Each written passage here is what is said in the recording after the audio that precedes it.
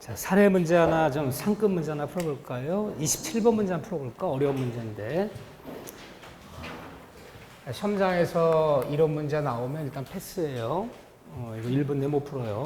그렇지만 한번 도전해보는 거야, 상급 문제. 그래서 시험장 가면 학계론이건 민법이건 나이만큼 패스, 나이만큼, 나이 앞자리. 예, 그래서 세 문제, 네 문제 정도는 다 시간 난이도에 걸려서 일단 딱 보고 시간 걸리겠던 건 패스하는 거예요. 그래야 돼요. 미성년자 A는 친권자인 B의 동의도 없이 시가 3천만 원 상당의 골동품을 C에게 헐값인 1,000만 원에 매각하였고 C는 이 골동품을 D에게 양도했다. 미성년자 A, 법정 대리인 B, 상대방 C, 전득자 D. 여기 A, B, C, D 다 나왔어요. 다음 중 틀린 것은 미성년자 A는 B의 법정대 동의 없이도 단독으로 이 계약을 C에게 쫓아가 취소할 수 있다. 미성년자 본인도 취소는 가능하다. 하지만 미성년자 본인은 취소할 수 있지만 단독으로 추인할 수는 없다. 하지만 취소는 가능하다. 맞는 질문. 이때 C가 상대방이에요. 상대방 C가 쫓아와서 너 미성년자니? 네. 그랬더니 그럼 계약 취소한다라고 미성년자 측에서 취소하지 않으면 거래 상대방 측에서도 취소할 수 있다. 맞는 질문, 큰일 나는 질문. 큰일 나는 질문. 왜 큰일 나는 질문이죠? 뭐 큰일 날 것까지야 있어. 그래요. 취소는 법정된 자, 법에 정해진 자만이 재산착 본인, 대리인, 승계인의 하나여 취소하는 거지. 여기서 취소하자는데 상대방 취소한다는 말은 없어요. 그래서 본인, 대리인, 승계인 3명 말고는 누구도 취소한다는 말 쓰면 안 된다. 상대방 측도 취소한다는 말은 없어요. 이쯤 틀리는 거예요. 땡. 디귿에 B가 친권자 부모의 B가 C에게 매매 대금을 달라고 이행 청구했어요. 저기 우리 미성년 아들이 그 골동 1,000만 원 매매한 거 빨리 미성년 1,000만 원 줘라 라고 상대방한테 이행을 청구했다. 이행을 청구한 경우에는 이 계약은 더 이상 취소할 수 없다. D가 뭔데요? D가. 이게 바로 법정 추인이 되는 거. 법정 추인. 응? 알고도 쫓아가서 이, 경, 담, 취, 강. 이때 치자는 양도했다. 그래서 이행의 청구. 빨리 미성년자 아들한테 빨리 1,000만 원을 지급하라. 이행을 청구했다는 것은 취소하지 않겠다는 의사야. 법정 추인되어서 이제는 다시는 뭐 할 수 없다. 취소할 수 없다. 법정 추인돼 버리면 다시는 취소할 수 없다. 이행의 청구. 법정대 쫓아 이행을 청구했잖아요. 이행 청구. 여기 있네요. 이행의 청구. 법정 추인. 자, 1번에 미성년자 A는 단독으로 B의 동의 없이는 단독으로 추인할 수는 있다 없다? 없다. 취소는 단독으로 되지만 추인은 단독으로 할 수 없다 그래야죠. 1번에 있다 틀렸네요. 이때 미성년 A가 취소했어. 취소한다. 이미 떨어져서 취소한 경우 1,000만 원 중에서 900만 원 유흥비로 소비하고 100만 원만 남았다면 설령 A가 미성년자 악인 경우에도 C에게 얼마만? 100만 원만 돌려준다는 거야. 현존입반 아니야. 제한 능력자 측은 선이었건 악이었건 낭비 소비한 것을 제한 남아있는 이익 100만 원만 반환하는 거지. 미성년자가 악이라고 받은 이익 전부 1,000만 원 반환하는 거 아니다. 선이 악이 불문하고 현존 이익만 100만 원만 반환하죠. 틀렸나 맞았나요? 틀렸어요. B의 상대방 C가 이 골동품을 D에게 양도했어. 너 가져라야 양도했어. 자, 양도는 누가 했을 때만 이거 두 가지. 이행의 청구와 취소할 권리 취득한 권리를 양도 이 단어 꼭 나와요. 이건 이 두 가지 누가 했을 때만 취소권자 측에서 이행을 청구하고 취소권자가 양도한 경우는 법정 추인이 되는 거지만 취소권자나 거래한 상대방이 이행을 청구하거나 상대방 양도하고 법정 추인이 아니다. 법정 추인이 아니라는 것은 취소권자 측은 취소할 수 있다는 거야. 취소권자가 했을 때만 법정 추인이 두 가지는. 기억나시죠? 나머지 전부나 일부의 이행. 경계, 담보의 제공, 강제 집행 이 네 가지는 취소권자가 상대방한테 전부나 일부 이행하건 뭐 취소권자 담보를 제공하건 상대방이 주는 것을 취소권자 받건 하거나 받거나 쌍방 모두 이건 법정 추인이 되는 거야. 네 가지는. 하지만 이 양도와 이행의 청구는 오로지 누가 했을 때만 취소권자가 상대방이 양도한 법정 추인이 아니기 때문에 뭐 할 수 있다? 취소권자 측은 미성년자 측은 취소할 수 있다. 틀렸네요. 그러면 틀린 거 고른 거니까 틀린 거는요. 니을, 미음, 비읍. 아유, 뭐 공부도 잘하셔라. 뭐 할 것도 없다. 그래요. 다시 한번 31번 문제 법정 추인 사유 다시 한번 볼게요. 네. 저는 올해 법정 추인도 예상 문제를 꼽지는 않아요. 아니, 그러면 선생님 네가 예상 문제를 안 꼽는다는데 시험장에 나왔어. 그런 문제 2문제 내지 3문제 만날 수 있어. 응? 거기까지 공부량을 아니 그냥 조금 하는데 그럼 선생님이 예상 문제를 얘기한 데서 40문제, 35문제 거기서 나와요. 그렇죠? 네. 과거에는 법정 추인 암기하는 거 이런 거 막 나와서 이거 암기야 이거. 근데 요즘은 10문제를 이런 데 쓰지도 않아. 더군다나 요즘 민법 총칙은 10문제 내는다 해놓고 어떤 데는 9문제 내. 총칙을 9문제는 물권법을 한 문제 늘려. 그 총칙은 너무 가급적 학문적이고 추상적이고 암기하는 건 옛날 스타일이고 부동산 민법에 관련되는 것만 굵직굵직 물으려고 그래요. 10문제 중에 9문제는. 그다음에 예전에 중요했던 문제가 지금 꼭 중요한 문제 되는 건 아니야. 그게 약간 바뀌었어 이렇게. 31번 볼까요? 법정 추인이야. 자, 법정 추인은 이 6가지를 하거나 받은 법정 추인인데 이 6가지를 언제 하거나 받아야 법정 추인이에요? 아무 때나 이제 법정 추인이 아니야. 취소 원인이 뭐한 후에? 종료한 후에. 종료한 후에 하거나 받아야지 법정 추인이에요. 따라서 이게 사기 강박 같으면요.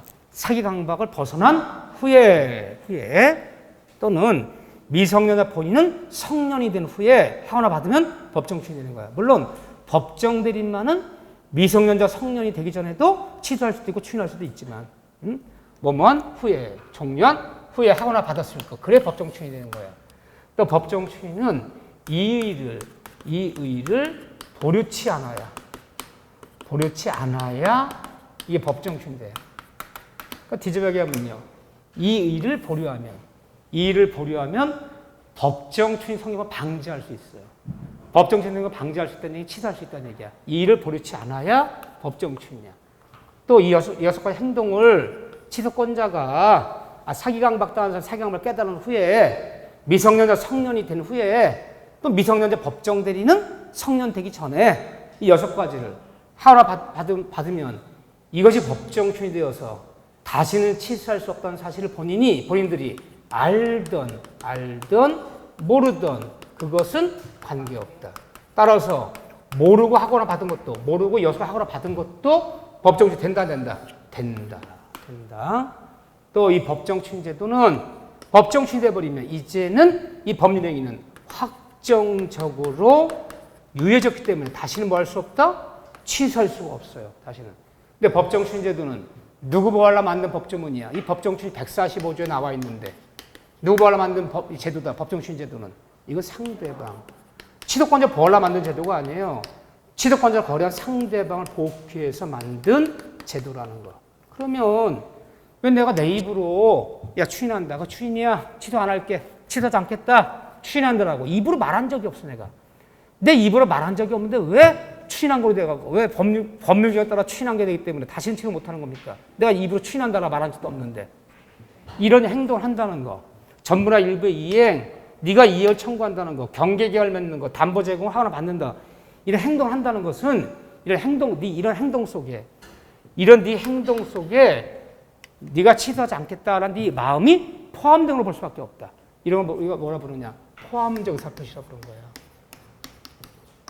사람이 꼭 입으로 얘기하지만 의사표시는 아니다. 너의 행동, 네 일자 행동. 네 행동 속에는 취소하지 않겠다는 네 마음이 포함된 걸 볼 수밖에 없다. 자, 법정처 이론적 근거 그럼 포함적 의사표시.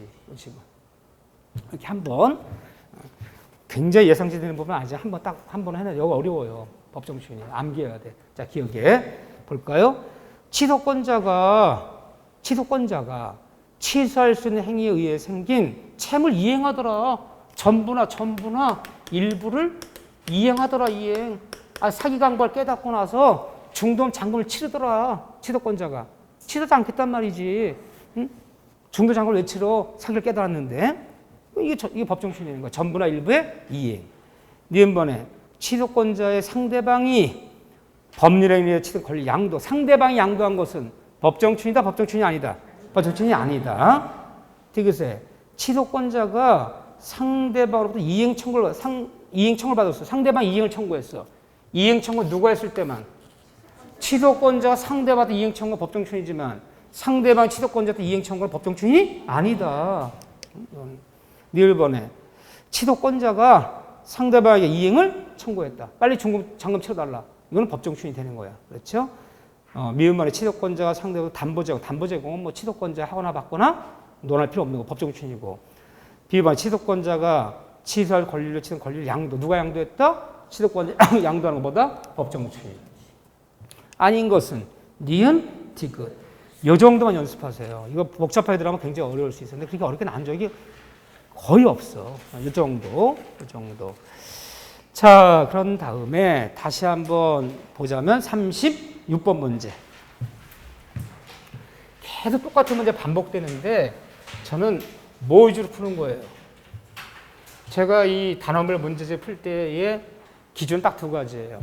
하나는 기출문제 비슷하게 나오는 거.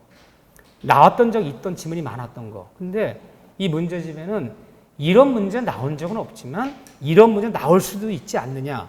나올 수도 있지 않느냐는 걸 안 풀어 제가. 거기까지 예상해 풀려면 이 문제집 다 풀어야 돼. 그럴 필요는 없다는 거야. 우리가 원하는 점수는 90점, 100점이 아니기 때문에 이미 나온 것만 갖고 풀어도 40문제 중에서 36, 7문제는 다 이미 나온 문제 갖고 내요. 뺑글뺑글 돌려요.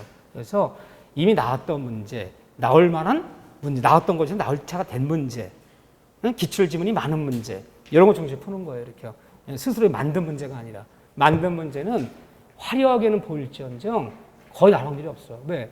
작년에 그 민법 그 기출문제 지문이 200지문이야.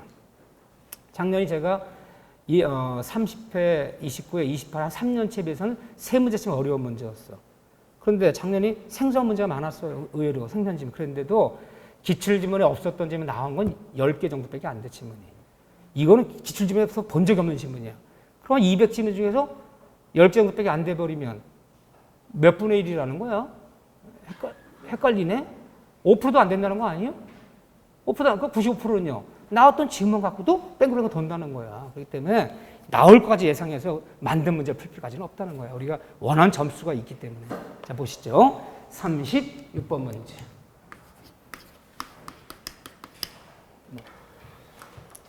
85점, 90점 맞기를 원하지 마셔요. 자, 36번 봐보세요. 우리는 속성반이야, 속성반. 운전면허 배우러 왔어요. 운전을 잘하려고 하는 게 아니라 운전면허 따는 것까지만 하는 거지. 운전까지 잘해서 연수시키는 게 아니다. 자, 30번 보세요. 무효와 취소한 설명으로 옳지 않은 것은 1번에 취소할 수 있는 법률 행위는 취소권을 행사하지 않더라도 처음부터 무효다. 이미 땡. 무효는 누가 주장하지 않아도 효력이 없다. 맞아요. 무효는 누가 주장할 때만 효력이 없는 게 아니야. 무효는 누가 주장하지 않아도 처음부터 효력이 없다. 맞아요. 취소는 취소권자가 뭐여야? 취소하여야. 주장하여야 비로소. 주장하여야 비로소 소급정부가 되는 거. 주장하지 않으면 취소 안 하면요. 유효한 거예요. 취소는 주장하여야. 무효는 뭐 하지 않아도 주장하지 않아도 처음부터 효력이 없다. 무효는 주장하지 않아도 취소는 주장하여야. 1번은 땡. 2번에 취소할 수 있는 법률의 상대 확정된 경우 취소는 그 상대방의 의사표시를 한다. 당연하죠. 당연 의사표시인데 취소는 일방적 의사표시는 단독행위며 또 단독행위 취소할 때는 조건기한 붙일 수는 없다. 조건부 취소, 기한부 취소는 하지 말아라. 단독의 조건기한 붙일 수 없다. 맞아요. 세 번째, 제한 능력자가 제한 능력 이유로 법률행위를 취소했을 때는 그 법률행위에 인하여 받은 이익이 현존 한도에서만 상할 책임이 있다. 제한 능력자 측은 현존하는 한도에서만. 제한 능력자 측이 선인지 악인지 논하지도 않았어. 맞아 틀려요? 맞아요. 네 번째, 무효인 가등기를 유효한 등기로 전용하기로 한 약정. 이게 무효 등기의 유용. 이것이 무효행위의 추인은 뭐가 없다? 소급표가 없고 그때부터 유효한 거지. 소급적으로 유효해지는 거 아니다. 옛날 무효인들가 유효해진다는 얘기가 아니라 유용한 날부터 전용한 그때부터만 효력이 생기는 거죠. 그렇죠? 즉 소급표가 없다. 소급하여 유효한 등기로 전환되지는 않는다. 5번 질문이 참 유명한 질문이죠. 이게 이제 한 3번쯤 나왔던 기출 질문인데 조금 이해하기가 어려워요. 보세요. 무효인 법률행위. 무효는 누가 주장하지 않아도 처음부터 효력 발생이 안 되는 거야. 근데 무효인 법률행위에 따른 법의 효과를 침해하는 것처럼 보이는 위법행위가, 무효를 침해하는 위법행위가 또는 무효에서는 뭐 채무, 뭐 불이행위 있는 것처럼 보이지만 이런 게 없는 거예요. 무효는 계약이 처음부터 효력 발생이 안 되기 때문에 뭐 계약 위반했단 말도 없고 채무 불이행한 말도 없고 불법행위란 말이 없는 거야. 뭘 침해했단 말이 없는 거야. 효력 발생이 안 된 거잖아. 효력이 발생했는데 뭘 이행하지 않고 뭘 약속을 지키지 않으면 뭘 침해하고 뭐 위법하고 뭘 채무 불이행이 있고 하는데 처음부터 효력이 없는 거야. 그렇기 때문에 침해에서 보이는 위법행위 있다고 하여도 무효는 법률효과 침해에 따른 수는 없으므로 그 손해배상을 청구할 수는 없다. 무효를 원인으로 하는 손해배상 청구라는 말은 있다 없다? 없다는 거예요. 그냥 기억하셔야 돼. 무효를 원인한 손해배상이라는 말은 이런 용어가 존재치 않아요. 그런데 우리가 객관식 문제 풀 때 가불병 사례 문제가 나오면 오히려 속이 편해요. 왜냐하면 사례 문제 조금 시간이 걸려서 그렇지 그 개념만 파악하면 글자 장난을 놀지 않아. 쭉쭉 읽어서 인정된다, 주장할 수 있다, 주장할 수 없다, 뒤에 서술 갖고 맞고 들고 하는 거야. 거기 만자 들어갔어 이런 거 갖고 놀지 않아. 근데 오히려 단다식 문제 나오면 헷갈릴 수가 있어. 추상적인 말들만 쏟아지니까. 근데 내가 어떤 문제를 읽었는데 저 문제 읽었어. 1번 이렇게 두 줄이 있어. 읽었는데 잘 이해가 안 돼. 무슨 말을 하는 건지. 그럴 수 있잖아요. 읽었는데 그럼 어떻게 봐야 돼? 왜 이해가 안 되는 걸까? 중간중간에 모르는 용어들이 들어가 있는 거야. 중간중간에 무슨 용어들이 막 들어가는데 그 용어를 모르겠어. 용어를 몰라서 이게 이해가 안 되는 거야. 중간중간에 있는 용어들을 완벽히 다 한다. 그러면 이게 뜻이 들어오는데 모르는 뭐 처분인지 가처분이 어떻고 그 자체를 잘 모르니까 이게 애매해지는 거야. 그러면 항상 단답식 문제는 중간에 보이고 이렇게 이해가 안 되는 중간에 보이는 껴있는 이런 말들이 이해가 안 되는 거예요. 그럼 그럴 때는 그래도 항상 객관식은요. 첫 번째 한 소절이랑 중간에 껴있는 말이 잘 이해가 안 될 때는 마지막 소절만 놓고 정답을 결정하는 거예요. 이렇게 항상. 중간에 무시하고. 이렇게. 무효는 손해청구가 없다. 이런 식으로. 항상 그렇게 습관을 가지면 훨씬 보여요. 그래서 어떤 질문을 읽었을 때 잘 이해가 안 되면 항상 첫 소절과 마지막 소절만 맞춰봐요. 자, 여기 이제 하나 요령이야. 그러면 좀 더 보일 수가 있어. 이게 중간에 껴있는 거 막 이해하려고. 이게 무슨 소리지? 정답 관련 없어, 지금. 여기 와서 고민하지 마셔. 잘 이해가 안 되면 첫 소절과 마지막 소절. 그러고 나서 이제 어느 지문이 이렇게 봤는데 길어. 뭐 사례 문제인데 우리 지문이 막 세 줄씩 까마. 응? 이게 안 풀 수가 없네. 이미 저처럼 내 문제가 있기 때문에 이건 풀어야 되는데 풀기를 마음 먹었어. 그럼 지문이 길어지면 뭐가 찍힌다? 아니 이제 뭐 지문이 길어. 이렇게 지문이 길다는 건 한 문장이 아니라는 거예요. 반드시 쉼표가 찍혀요. 이게 쉼표가 찍힌다고 이게 지문이 길면 길수록. 왜냐하면 출제할 때 한 문장이 아닌 것을 문장을 결합할 때 꼭 쉼표를 찍어달라고 출제 의원들한테 문제 출제할 때부터 부탁을 해요. 문맥이 바뀌거나 문장이 결합될 때는 꼭 쉼표를 찍어달라. 쉼표가 찍게 돼 있어 이렇게. 지문이 길면요. 이 쉼표가 뭐예요? 읽다 쉬어가라고? 이게 쉼표가 그런데 그리하여 따라서 이런 문장을 생략하는 거야 이게 민법 국어가 아니기 때문에. 그러면 쭉 가면 쉼표가 나오면 자 따라서 그리하여 그런데 결론 난 거 안 난 거야? 결론 안 난 거야. 그럼 마지막이 이제 정답의 오답을 지고 있는 거야. 그럼 중간에 껴있는 것들 이해 안 돼도 넘어가라는 거예요. 아직도 전제되고 있는 거야. 결론은 안 내렸어. 그러면 항상 심표칙은 마지막 지문과 정답이 결정되는 거야. 그렇기 때문에 이렇게 읽을 때 읽기 하지. 펜대고 하면서 이해가 안 돼. 이해 안 돼도 읽어. 막 그냥 읽어. 이게 무슨 뜻이지? 막 고민해 막 이거. 별로 안 났어. 지금 정답 오답인지. 얼른 마지막 심표를 찾아. 마지막 심표를. 그래서 여기를 읽어보는 거예요. 여기를. 그러면 지문이 다 길어. 딱 봐서 마지막 심표만 찾아서 밑줄 쫙쫙 커봐. 거기 결론을 치고 있어. 거기가. 의외로 쉽게 결론이 나는 중간에 안 읽어도. 그러니까 심표 중에 마지막 심표 갖고 정답 오답이 결정되는 거다. 그러니까 여기에는 정답 오답을 지고 있는 지문이 되는 거야. 장문의 문장 나올 때는 요령이 있어야 돼. 그럼 왜냐하면 읽긴 하지. 그냥 이렇게 읽긴 하는데 이해 안 돼도 고민하지 말라는 거야. 의외로 이게 쉽게 보일 수가 있어 마지막에. 이렇게. 뭐 이렇게 요령도 있어야 되고. 그리고 민법은 서술을 묻는 시험이잖아. 서술. 응? 적용한다. 응? 유효한 법률행위가 된다. 주장할 수 있다. 주장할 수 없다. 그게 서술 갖고 막 들리고 하는 거잖아요. 앞에 명사 갖고 막 들리게 아니란 말이야. 근데 여러분들 2차 과목인 과목도 암기가 좀 필요한 것들은요. 그런 거 선대인데 앞자 따서 외우게 만드는 거야. 왜 앞자 갖고 정답을 결정하니까 두 문자 갖고. 그럼 명사를 갖고 정답을 결정하는 건 암기를 해야 돼. 암기 안 하면 못 맞춰. 근데 서술 갖고 결정하는 건요. 문장을 읽어서 뜻이 맞다 안 맞다 이 뜻이 들어와야 되는 거지 글자 몇 자가 되는 게 아니잖아. 그렇죠? 그런데 어쩌다 민법을 읽다 보면 명사를 나열하는 경우가 있어요. 명사를. 동상명권은 채권 양도, 채무 인수, 상속, 이렇게 경계 등으로 사람이 바뀐 경우에도 동시함과 유지되고 저속한다. 이 앞에 명사를 4개나 나열했어. 지금 3개를 나열했어. 또 이렇게 3개를. 또 4개를 나열했어. 민법 명사를 나열하는 시험이 아니야. 암기가 아니기 때문에. 만약에 뒤에 서술 중요하면요. 생략을 해버려. 동시함명권을 쌍무협해진 당사끼리 인정되는 것 원칙이나 두 개는 나열할 수 있어. 채권 양도, 채무 인수 등으로 사람이 바뀌더라도 항변 유지된다. 항변 유지된다, 안 된다. 이게 정답 오답을 결정하면 앞에를 생략해버려. 근데 굳이 명사를 나열을 하더라. 채권 양도, 채무 인수, 상속이 나열하더라. 이미 거기 뭐 하나 엉뚱한 거 들어가 있는 거야. 명사가 3개 이상 나열되면 거기 정답이 있어. 민법 명사 나열하는 시험이 아니야. 생략을 해버려. 등으로. 그러면 뒤가 이제 서술이 정답 오답이면요.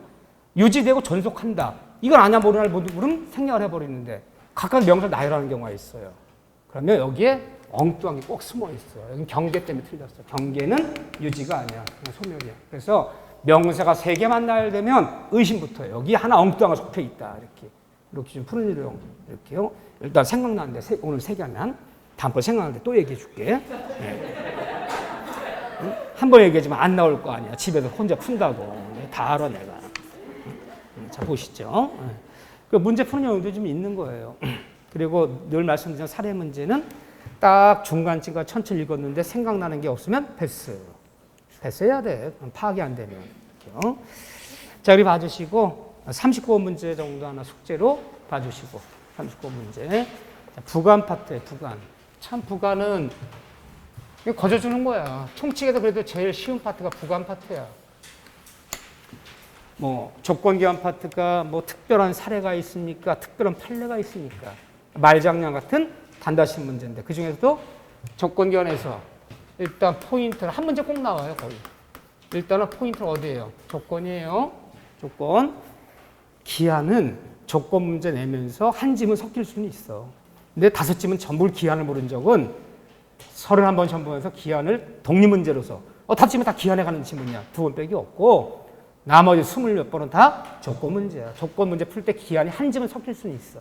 그 조건인데 조건 중에서도 제일 자주 나왔던 기출지문 뭐죠? 가장조건.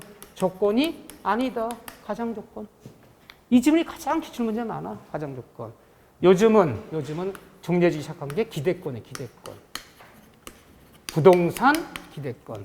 네가 시험에 붙으면 7월 3일 시험에 붙으면 이따가 네 명의로 해주겠다. 내년 추석이 되면 네 명의로 소유권 넘겨주겠다. 내년 추석이 되면 올 시험에 붙으면 현재는 기대권이야. 아직은 조건 성취 여부가 미정인 동안에 7월 달에 시험을 봐야지 붙는 거 아니에요. 10월 달에. 아직은 내년 추석이 오지 않았어. 하여튼 기대볼 가치가 있잖아. 기억나시죠? 기대권. 이런 기대권도 가등기 할 수 있다. 그런 다음에 사회생활 때 조건을 붙일 수 없는 거. 사회생활 때 뭐 단독행위 붙이지 말아라. 상대방 동의할 때 붙일 수 있다. 단독행위 붙일 수 없지만 상대 이익을 주지, 손해를 주지 않는 채무면제, 유증 같은 데는 붙일 수 있다는 등. 또 신분행위는 상대 동의가 있어 절대 못 붙인다는 등. 어음수표를 발행할 때는 조건부터 발행하면 안 된다. 거래안전 때문에. 하지만 어음 보증에 붙인 조건은 유효하다는 등. 붙이는 거, 이 세 군데야. 낼 만한 것만 낸다니까 요즘은. 아무 데나 막 내는 건 아니에요. 다 주제가 있어 내면요. 이게 큰 포인트예요. 자 봅시다. 1번 문제 와보세요.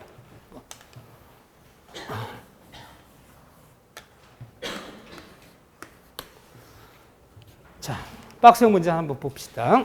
기억에 조건은 법률행위의 효력 발생 여부가 조건이란 법률 효력 발생 여부가 장래, 불확실한 사실을 의존케 하는 부관이다. 맞아, 틀려요? 맞아. 여기서 포인트가 뭐예요? 그래요. 효력 여부를 장래 불확실한 사실에 의존시키는 법률행위의 부관이다. 이거 효력 여부를 조건이란 기한이란 법률의 무슨 요건? 효력 요건이에요. 효력이 발생할 것이냐, 발생치 않을 것이냐, 정지 요건. 효력이 소멸할 것이냐, 소멸치 않을 것이냐, 해제 요건. 그런데 그들은 대가지 문제 내면 하나 낼 게 없으니까 여기 어떻게 속있냐? 조건이란 기한이란 오지 않은 장래의 사실을 가지고 법률행위의 성립 여부를 좌우시키는 것으로서 효력이 아니라 성립 여부를 그러면 큰일 나는 거지. 성립 여부를 좌우한다면 성립 요건이라는 얘기잖아. 성립 요건. 조건이란 기한이란 법률행위의 특별 효력 요건이지 성립 요건이 아니야. 이미 법률의 성립은 되었고 효력만 좌우하는 거지 성립이냐 불성립이냐. 요 단어 속인다. 요 단어. 여기 속인다. 또 장래를 붙여야 조건이 아니야. 장래가 아닌 지나간 과거의 사실. 과거의 사실 붙이는 것은 이 과거를 기성이라 불러. 기성. 조건도 기한 될 수가 없고 현재 사실. 현재. 지금 창밖에 비가 내리면 지금 창밖에 비가 내리면 내 1,000만 원 줄게. 그 조건기한 아니에요. 민법에서는 현재 사실을 붙이는 것도 조건기한 될 수가 없고 오지 않은 장래를 붙여야 돼요. 모르지. 장래를 붙이는데 장래를 붙이지만 실현 가능성은 있는 걸 붙여야 돼, 없는 걸 붙여야 돼요. 있는 걸 붙여야 돼. 실현 가능성이 없는 걸 붙여버리면 그건 조건도 그냥 될 수가 없어. 하늘이 무너지면, 이거 불능이잖아요. 하늘이 무너지는 날. 해가 동쪽에 서쪽에 뜨는 날. 실현 가능성 없는 걸 붙여버리면 이건 조건도 그냥 될 수가 없어. 실현 가능성이 있어야 돼. 있는데 장래 기다리면 반드시 100% 이루어져. 확실하게 이루어져. 그럼 뭐예요 이거? 기다리면 반드시 이루어지는 거. 100% 이루어져. 기한이에요, 기한. 그래서 여러분들이 기한은 100% 뭘 약속을 했어. 너에게 1,000만 원을 주겠다. 예를 들면 기한을 붙였다 싶다. 너의 집을 사주겠다. 뭘 이행해 주겠다라고 얘기했다면 기한은 반드시 이행이 돼야 되는 거야. 100% 이행이 돼야 돼. 이행이 안 되는 경우가 없어. 그래서 기한을 붙였는데 그 기한이 기한이 오지 않는 것으로 기한이 도래하지 않는 것으로 판명이 나버렸어. 예를 들면 그 기한이 이루어지는 게 불능한 것으로 오지 않는 걸 판명이 돼버렸어. 말이 좀 이상한데 자, 내가 한번 예를 들어볼게요. 지금 7월 달이잖아요. 내가 얘기했어. 야, 오늘부터 언젠간 첫눈이 오는 날. 첫눈이 오는 날 너에게 내 1억 줄게. 첫눈이 오는 날 너에게 집을 사줄게. 오늘부터. 첫눈이 오는 날 집을 사주겠다. 확정기한이에요? 불확정기한이에요? 불확정이라 불러야 돼. 날짜가 박혀있어. 내년 크리스마스 날, 올 추석날 내가 너한테 1,000만 원 줄게. 날짜 딱 박혀있다니까 네 생일날 내가 1,000만 원 줄게. 그걸 확정기한, 날짜 딱 박혀있잖아. 장래 이루어지는데 11월에 올지 눈이 12월에 올지 내년 1월에 올지 2월에 올지 날짜는 언제가 될지 몰라. 확실히 너는 와. 그럼 불확정기한.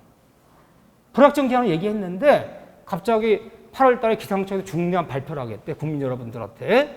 저기요. 우리가 아열대 기후로 바뀌어갖고 이제 겨울은 없대. 우리 필리핀 됐대. 필리핀 이랬죠. 겨울은 없대. 눈은 안 온대 앞으로. 눈이 안 오는 걸로 확정이 돼버렸어. 이 말이 좀 이상하지만 우리가 필리핀이 돼갖고요. 앞으로 저기 영하로 떨어질 날은 없댄전. 기후가 바뀌었대. 아니 첫눈이 오는 날 1억 준다고 했는데 첫눈이 올 가능성이 없어졌잖아요. 그게 발표 났어. 그럼 그날 줘야 되는 거야. 그 기한이 도래하지 않는 것으로 판명이 나버렸잖아 지금. 그럼 그날 줘야 되는 거야. 기한은 100% 이루어져야 되는 것 때문에 그 기한이 도래하지 않는 것으로 확정돼 버려도 기한이 도래한 걸로 보는 거야. 하여튼 기한이 붙으면 100% 이행이 돼야 되는 거다. 항상. 그 얘기 하려고. 자 봅시다 한 장. 저런 질문이 조금 어려워요. 근데 좀 자 보세요. 니은번에 기억은 맞는 질문. 니은번에 조건을 붙이려는 의사가 있더라도 그 조건이 외부에 표시되지 않았다면 이는 동기에 불과할 뿐 조건일 수는 없다. 그렇죠. 왜 표시가 되는 조건이죠. 맞는 질문. 디귿의 단독행위에는 조건을 붙일 수 없으나 그러나 상대방이 동의하면 붙일 수 있다 없다? 있다. 기억나시나요? 네. 또 어떤 데 붙일 수 있냐? 단독행위. 취소, 해지, 철회, 상계는 조건이면 붙이지 말아라. 단 상대방 동의가 있다면 붙일 수 있다. 또 하나는요. 단독행위. 상대방한테 이익을 주지 손해를 주지 않는 단독행위인 채무 면제, 유언, 유증은 붙일 수 있다 없다? 있다. 예변이 있다는 거. 이건 맞는 점. 그래. 조건, 잘 봐보세요. 조건을 붙일 수 없는 법률행위 조건을 붙였어. 조건부 동의, 조건부 취소, 조건부 해제 붙이지 말라 했단 말이에요. 응? 원칙은요. 응? 이 조건 붙일 수 없는 법률행위에 조건을 붙여버리면 그것은 조건 없는 법률행위도 항상 참 말이 어려운 게 조건경에서 조건 없는 법률행위가 된다. 조건 없는 법률행위이다. 법률학자들은 조건 없는 법률행위 뭘 이렇게 불러요? 유효하다는 말을 이렇게 불러요. 무조건 유효하다. 응? 무조건. 조건 없이 유효하다. 유효하다는 말을 조건 없는 법률행위를 불러요. 붙이지 말라는데 붙여버리면 그건 무효가 되는 거야. 오히려 조건 붙여 어음 발행했어. 조건 붙여 취소했어. 다 무효. 반대로 얘기하고 있어요 지금. 조건을 붙이면 안 돼 붙여버리면 그 법률행위 뭐가 된다? 무효가 된다. 붙이면 안 돼 붙이면 무효가 돼버려 그거는. 그렇게 얘기를 해야지 조건 없이 유효하다는 얘기가 아니잖아요. 자, 조건기한 문제 풀 때 유효하다는 말을 뭐라 표현한다고? 그들은 조건 없는 법률행위다. 조건 없이 유효하다. 반대예요. 조건을 붙이지 말라는데 붙여버리면 그 법률행위는 무효가 된다. 반대로 얘기하고 있어요. 틀린 거 이거. 미음번에 조건이 선량, 풍소, 기타, 사회 질서 위반된 조건. 우리 이런 조건 무슨 조건이야 불러요? 어떤 조건이 반사회적이래. 103주반의 조건이래. 이런 조건 무슨 조건이야 부른다 우리는? 불법 조건. 사람을 살해하면, 사람을 살인하면, 네가 범죄를 저지르면 반사회적인 조건. 불법적으로 붙어버리면 그 조건, 이 조건만이 무효가 아니다. 어떻게 되는 거야? 법령이 전체가 103조 위반이 되어서 전체가 언제나 뭐가 된다? 언제나 무효이다. 언제나 무효가 되어버리면 조건의 의미가 없는 거예요. 가장 조건이에요. 근데 불법 조건이 어디 붙었느냐? 불법 조건이 정조건에 붙었어. 네가 사람을 살해하면 그때는 내가 집을 사주겠다. 붙었어요. 해제 조건에 붙었어요. 해제 조건에 붙었어요. 자, 불법 조건이 정지 조건에 붙어버리면 유효 무효예요. 불법 조건이 해제 붙어버리면요. 어떻게 되는 거예요? 여기에 붙으면 여기에 붙으면요. 여기에 붙으면 그래요. 결론. 내가 다 속인 거야. 사람을 살해하면 범죄를 저지르면 불법 조건 어디에 붙든 언제나 다 무효이지. 조금 전에 불, 정, 무 그불이 아니라고 몇 번 얘기를 해도 그불은 불능 조건, 불가능한 조건, 하늘이 무너지면, 해가 서쪽 뜨면, 불능 조건 불정무, 불의로 따지는 거지만 사람을 살해하면 이건 어디에 붙든 언제나 보게 되는 거야. 놀랄 필요 없는 거예요. 그불이 아니다, 이 그불은. 한번 해봤더니 또 금방 또 한 명 또 낚시에 딱 걸려 넘어오는 거 봐, 또. 자, 미음번 틀렸어요. 자, 니을번, 미음번 틀렸네요. 다시 한번 2번 문제 볼까요? 2번 문제.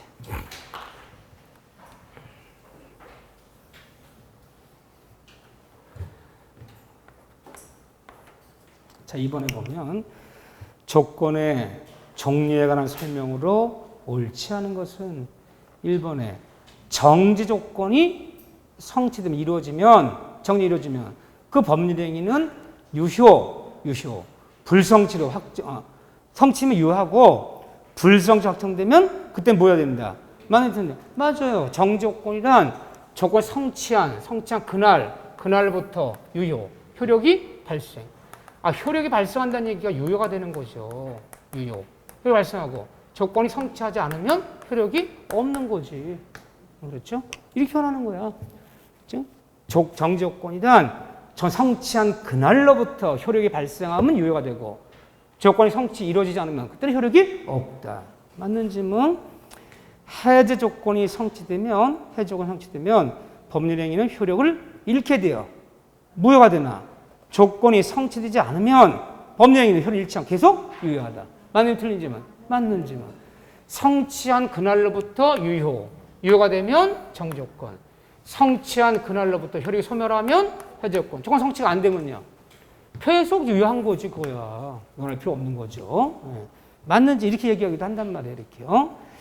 자, 세 번째, 조건이 선량한 풍속, 기타, 사회 질서 위반된 것일 때는 조건만 분리하여 무효할 수는 없고 법률 전체가 무효예요. 맞는지는 이미 이루어진 기성조건이 정지에 붙어버리면 어떻게 된 거죠? 기정유. 언제나 유효하다. 언제 유효하다는 말을 우리 어떻게 표현한다? 조건이 안 붙은 조건 없는 법률행위다. 참 말도 어려워요, 이게 사실은. 우리가 공부를 열심히 했기 때문에 대충 아는 거지. 얼마나 어려운지 몰라. 그래도 앞서 따서 기정유. 반대말이요. 기성조건이 해제부터 보면 기에 언제나 무효. 그렇죠. 기정유. 불능조건이, 불가능한 조건이 하늘이 무너지면, 해가 서쪽에 뜨면, 불가능한 조건이 정지에 붙어버리면 뭐라고요? 불정무. 불능조건이 해제에 붙어버리면 불해유.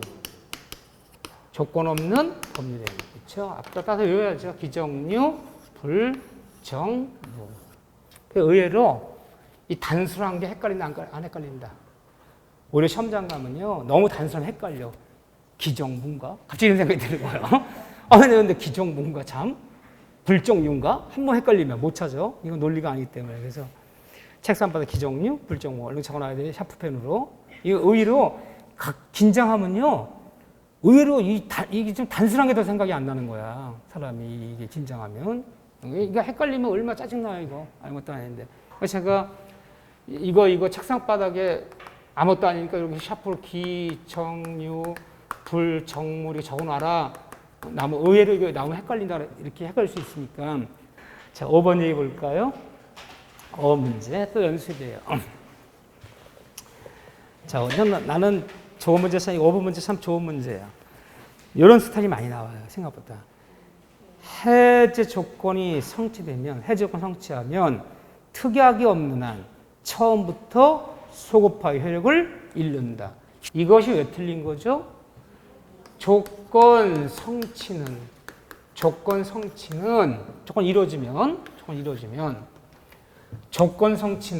원칙이 소급표가 있다, 소급표가 없다. 소급표가 없어요. 과거로 안 돌아가요. 저걸 성취한 그날 성취한 그날의 그날, 성취한 그날로부터 권리가 발생하면 정지조건.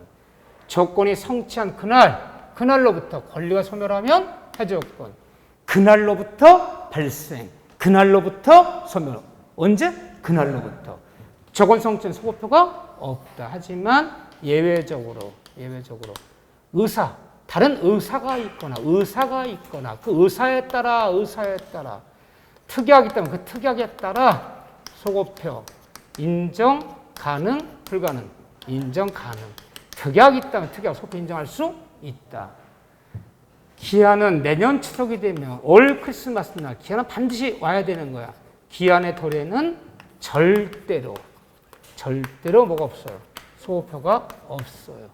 기한은 특약으로도 소고표 인정할 수 없어요. 기한은 절대로 없고 조건 성취는 원칙만 없지. 특약이 있다면 특약 소고표 인정 가능.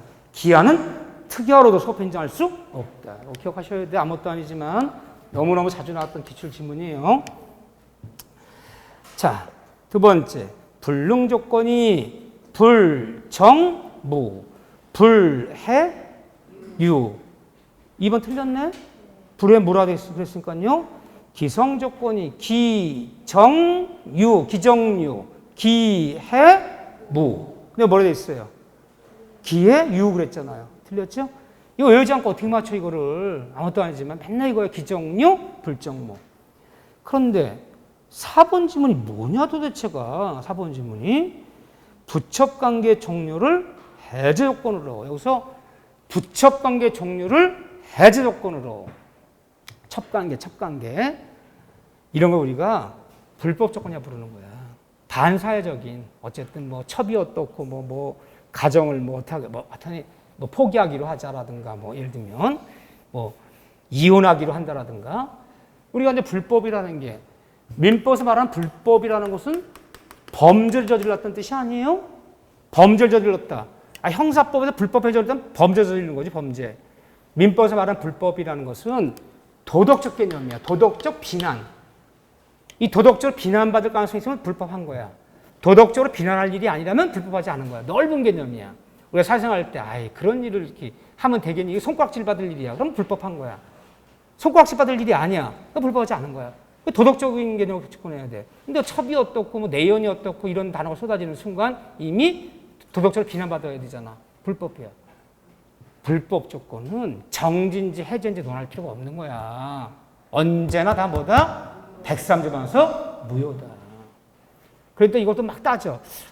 첩관결권이 다 가만두는 게 이게 단절 특이 아니고 그렇게 상상하지 말 것.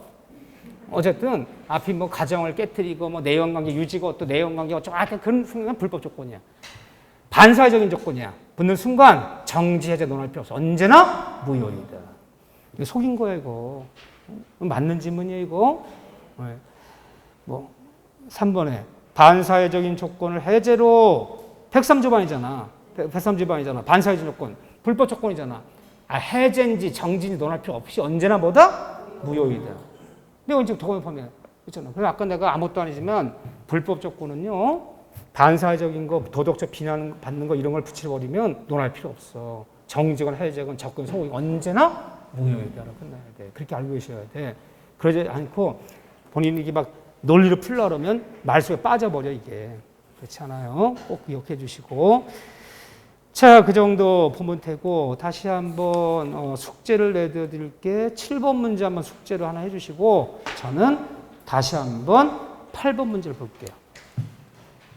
8번 문제.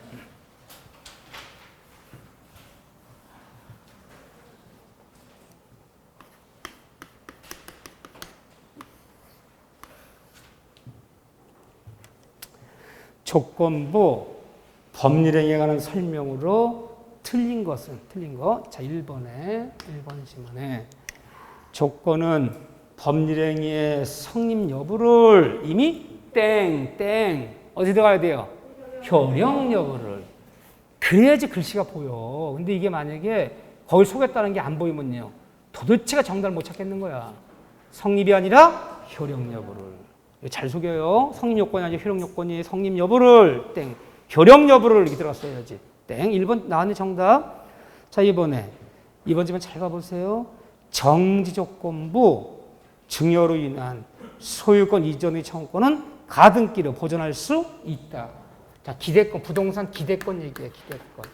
내가 지금은 등기를 청구할 수 없지만 시험에 붙는 날, 조건이 붙었다면 내년 취득이 되는 날 내가 등기 내달라고 권리가 있지 않느냐. 이 기대권을 가등기 해놓겠다. 할 수 있어 없어요? 있어요.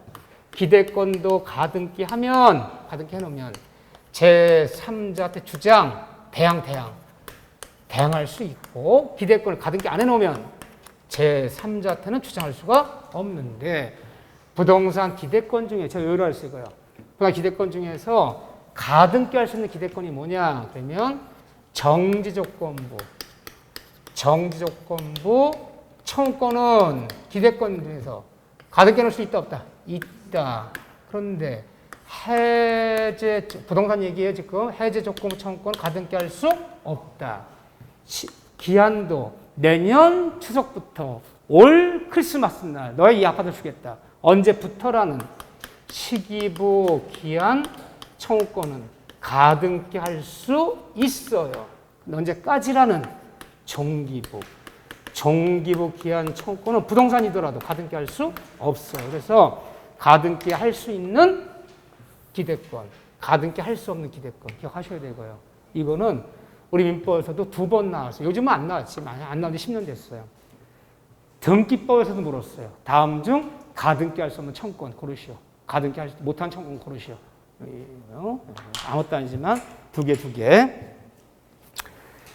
따라서 2번에 정지조건부 증여인하 소유권 등 가등기 할 수 있다. 맞아요. 3번 얘기 볼까요? 이게 무슨 얘기인가? 이거 이 판례건 기억하셔야 돼요. 판례가 별로 없기 때문에 기억하셔야 돼요. 토지 매매 계약 체결 시 토지 매매 체결하면서 자, 밑줄 건축허가 신청이 불허되면 건축허가 안 나면 일단 매매 계약 체결 2억에 사업할 계약 쓰는데 건축허가 신청이 건축허가 안 나면 이 계약은 없었던 계약으로 하자. 효력을 잃는다라고 붙인 조건은 이것이 정지조건이냐 해제조건이냐. 해제조건이다. 유명한 판례예요. 오늘 토지 매매 맺으면서 오늘 7월 19일이야. 이 다음에 건축허가 신청해서 만일 건축허가 나면 이 토지 매매 그대로 유효하고 건축허가 안 나면 이 매매 계약은 다 없었던 계약으로 하기로 하자. 오케이, 사인했어. 라고 계약 맺은 것은 이 토지 매매 계약은 해제 조건 매매 계약이지 정지 조건 매매 계약이 아니라는 거야. 어떤 차이가 있는데요. 이것이 만약 정지 조건 매매 계약이라면요. 건축허가 날 때까지는 이 매매 계약 효력이 없다는 거야. 건축허가 나야지 그때부터 유효해진다는 거야. 해제공 계약이라는 얘기는요. 일단 오늘 유효한 계약이고 건축 신청해서 건축허가 나면 계속 유효하고 건축허가 안 나면 그때부터 계약이 소멸하는 거야. 이 의미가 다른 거야. 현재 효력이 있느냐 없느냐의 문제야. 이게 정지조건이라면 이 계약 쓴 날에 효력이 없는 거야. 아직은. 근데 해제조건이 일단 효력은 있는 거야.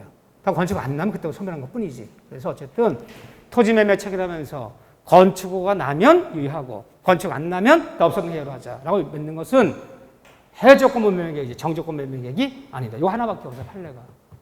꼭 기억하세요. 해제조건부 계약이다. 오케이. 네 번째, 조건부 법률행위의 당사자는 조건 성부가 미정인 동안의 권리, 미정인 동안의 권리 뭐라 불러? 기대권. 이 기대권도 우리 민법은 재산으로 인정한다, 인정 안 한다. 재산으로 인정한다. 재산을 인정하기 때문에 이런 기대권도 양도할 수 있고 담보제공할 수 있고 상속이 가능한 것이다. 그렇죠? 또 이런 기대권 재산이기 때문에 제3자들이 침해하면 제3자 침해하면 남의 재산 침해한 거기 되기 때문에 침해자의 기대권자는 불법배로 선행 부를 수 있다. 이런 기대권도 가등기에 놓으면 대항력이 있다. 그런 얘기죠? 네.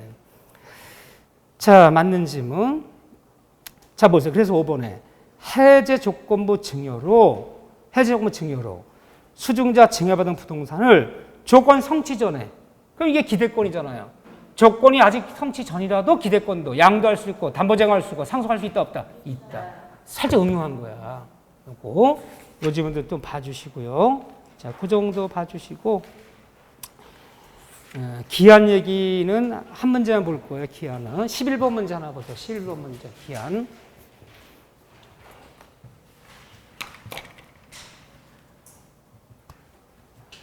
기한은 반드시 이행이 돼야 되는 거다. 그래서 기한이 도래했든 도래하지 않는 것으로 판명 났든 기한은 반드시 100% 이행이 돼야 되는 것이다. 이게 기한인데, 자, 11번 얘기 볼까요? 자, 이 정도 질문만 좀 필요해요. 자, 임대인 갑이 사망할 때까지를 임대차 계약 기간을 정한 경우 이는 조건부 계약이냐, 아니면 이것이 임대인 갑이 사망할 때까지 임대 계약 기간이다. 이것은 뭐 일단 조건이란 말씀은 안 되는 거야. 사람은 죽어요, 안 죽어요? 죽어. 죽을 수도 있고 안 죽을 수가 아니야. 일단 기한인데 그건 조건은 아니야.